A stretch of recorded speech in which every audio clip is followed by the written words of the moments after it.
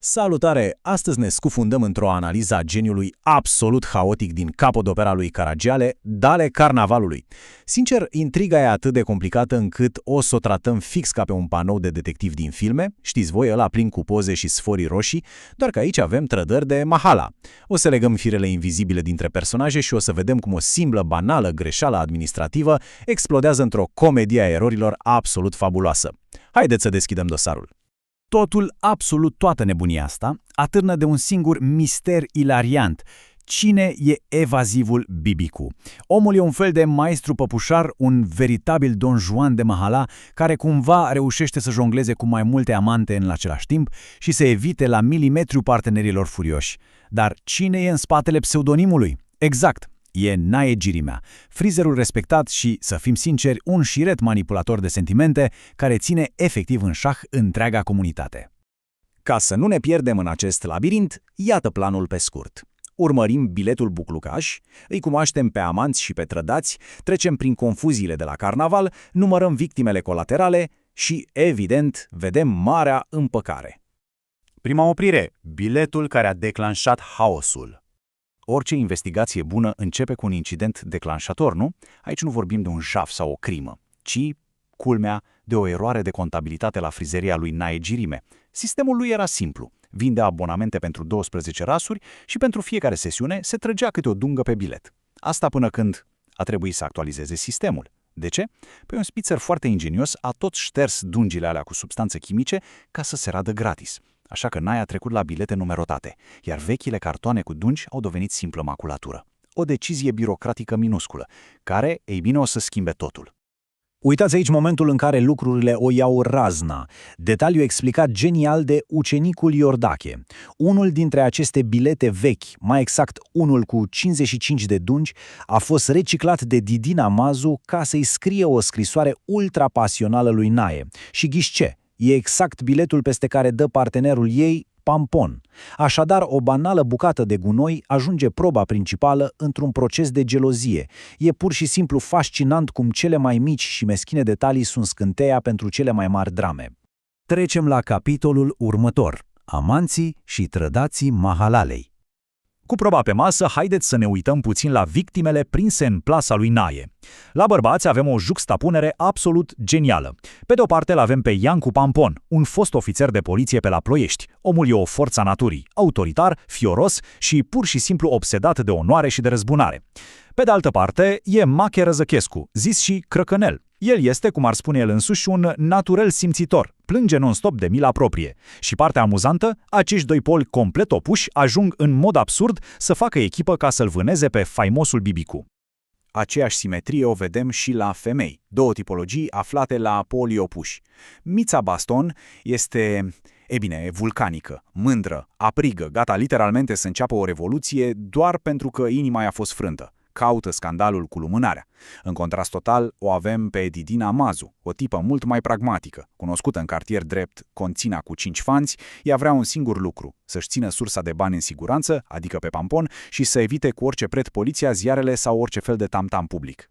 Și e de dreptul fascinant cum Mița își justifică toată nebunia asta extremă prin identitatea ei politică. Da, ea se dă drept o revoluționară autentică. Când simte că Nae o traduce, nici măcar nu clipește. Apare direct în frizerie cu o sticlă de, citez, vitrion englezesc, cu intenția absolut clară să-l desfigureze pe amant și pe rivala ei.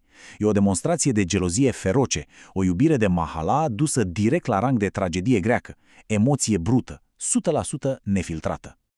Iar la polul opus, cred că Nel ne oferă probabil cel mai absurd moment posibil.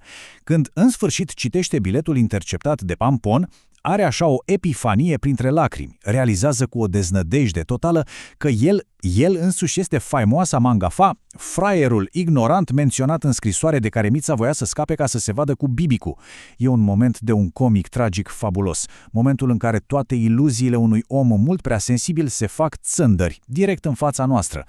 Acum că știm actorii, ajungem la punctul culminant, confuziile de la carnaval.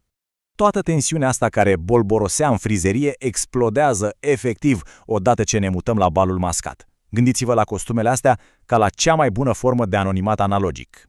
E vital să fim atenți cine și ce poartă. Nae și Catindatul au amândoi costume de turc. Didina schimbă tabăra și trece la un domino roșu ca să se piardă în mulțime. Mița e într-un domino albastru cu flori, iar ucenicul Iordache, săracul de el, poartă costumul de cazac al șefului său.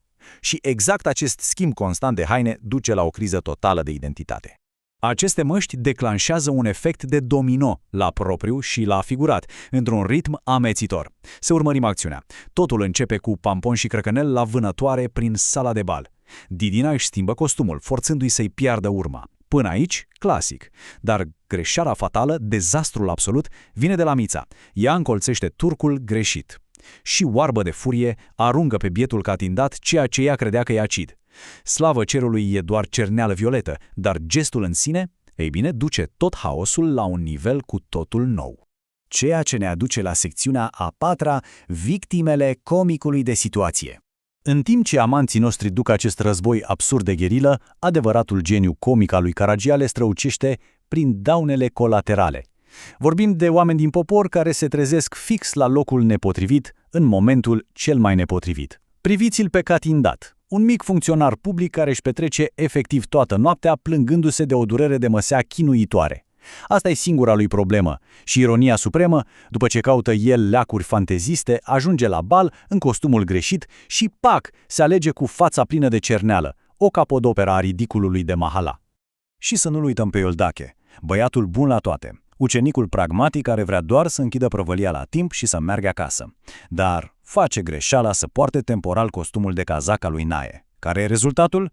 Ajunge ciuca bătăilor. E snopit din senin de Pampon și Crăcănel și asta doar pentru curajul de a fi împrumutat hainele șefului pentru o noapte. Mi se pare o ilustrare atât de crudă, dar amuzantă a modului în care, știți și voi, subalternii decontează mereu ouălele sparte de superiori. Și, în sfârșit, ultima parte. Marea împăcare a măștilor. După ce se aruncă cerneala și vine poliția, haosul ăsta trebuie oprit cumva.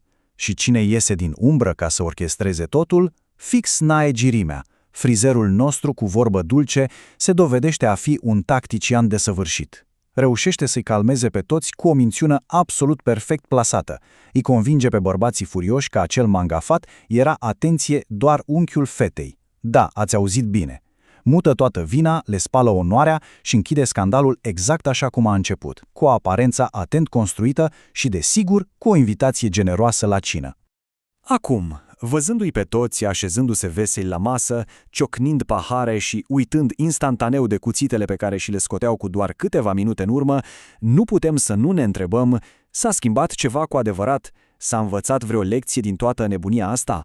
Sau societatea cu bună știință a tuturor a apăsat pur și simplu un mare buton de reset? Și aici, fix aici, lovește esența viziunii cinice a lui Caragiale. Ne arată foarte clar că onoarea, mândria, toate aceste principii înalte sunt adesea doar niște costume pe care le poți da jos la garderobă. Respectabilitatea socială e doar o mască extrem de subțire. Ne lasă cu un gând destul de incomod la finalul acestei analize, cât de repede, cât de ușor poate fi cumpărată indignarea noastră morală dacă e împachetată cu o poveste bună și o cină copioasă. Cortina poate că a căzut, dar cu siguranță carnavalul continuă.